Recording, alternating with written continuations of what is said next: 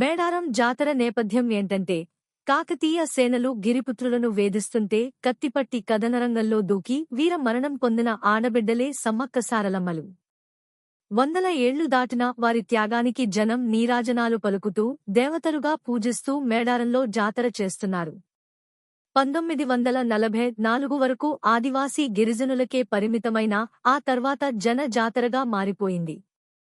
ఆసియాలోనే అతిపెద్ద గిరిజన జాతరగా సమ్మక్క సారలమ్మ జాతర పేరు పొందింది.